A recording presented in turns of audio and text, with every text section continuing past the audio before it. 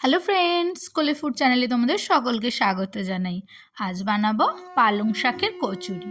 দেখো, পালং শাকের কচুরি বানানোর জন্য আগে পালং শাকটা খুব ভালোভাবে ধুয়ে সেদ্ধ করে নেব। দেখতে পেয়েছো, আমি কড়াতে নুন দিয়ে জলটা গরম করতে দিয়ে দিয়েছি। এবার দেখো, পালং শাকটা ধুয়ে খুব ভালোভাবে ধুয়ে কড়াই দিয়ে দিলাম। পালং শাক সেদ্ধ হতে বেশি সময় লাগে না। দেখো, এবার আমি ঢাকা দিয়ে দেব।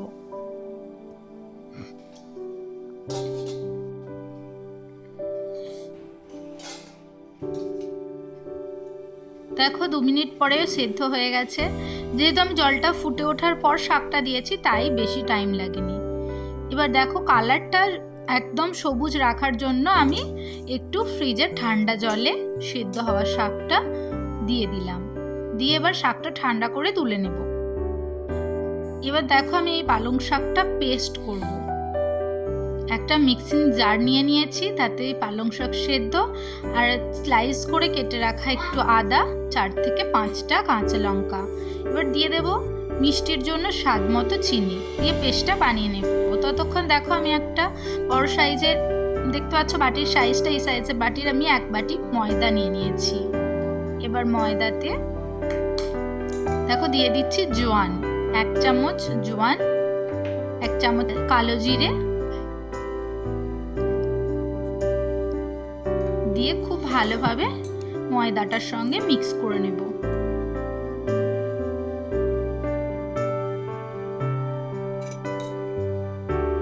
দেখো, এবার আমি ময়দাতে দিয়ে দিয়েছি 2 চামচ তেল। তেলটাও খুব ভালোভাবে ময়দার সঙ্গে আমি মেখে নেব।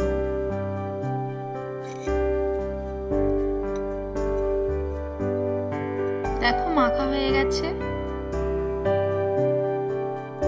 দেখো, পালং শাকের পেস্টটাও আমার বানানো হয়ে গেছে। এবার দেখো, পেস্টটা দিয়ে ময়দাটার সঙ্গে খুব ভালোভাবে মেখে নেব। দেখো, আমি একটা কড়াই বসিয়ে দিয়েছি।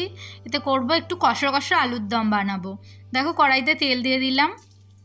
তেলে 1 চামচ 5 ফোড়ন আর 3টে কাঁচা লঙ্কা চিড়ে দেব। এবার দেখো, আলু আর পেঁয়াজ একসঙ্গেই কেটে রেখেছিলাম, আমি একসঙ্গেই ভেজে নেব খুব ভালোভাবে।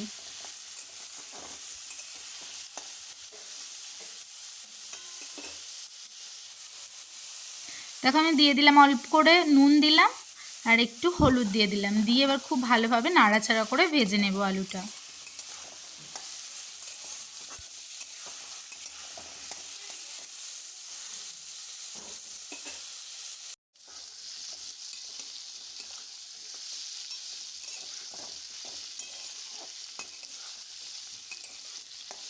দেখে বুঝতেই পারছো আলুটা প্রায় ভাজা হয়ে গেছে। এবার দিয়ে দেব 1 চামচ আদা রসুনের পেস্ট।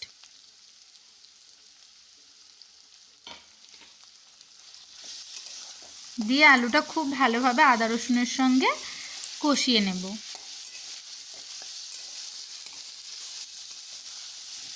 দেখো, ভাজতে ভাজতে আলুটা আমি ছোট ছোট সাইজে কেটেছি, ছোট সাইজ করে। ভাজতে ভাজতে প্রায় অনেকটাই সেদ্ধ হয়ে গেছে। এবার দেখো, দিয়ে দিচ্ছি লঙ্কার গুঁড়ো, জিরে গুঁড়ো। হলুদটা আমি আগেই দিয়েছিলাম, আলুর কালার এসে গেছে দেখে বুঝতেই পারছো, তাই আমি হলুদটা আর দিচ্ছি না। এবার অল্প পরিমাণ জল দিয়ে আলুটা সেদ্ধ করে নেব।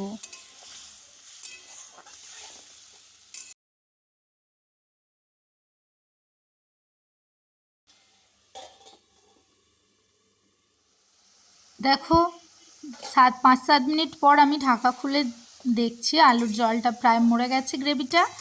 দেখো, আলুটাও পুরো সেদ্ধ হয়ে গেছে। এবার আমি তরকারিটা নামিয়ে নেব।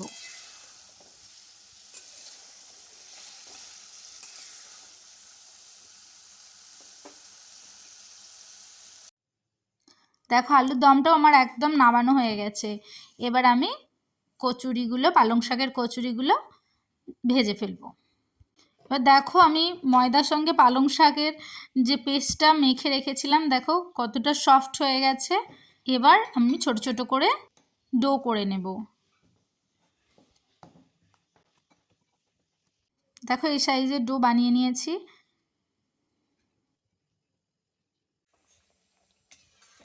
দেখো এক এক করে আমি পালং শাকের কচুরিগুলো ভেজে নিচ্ছি।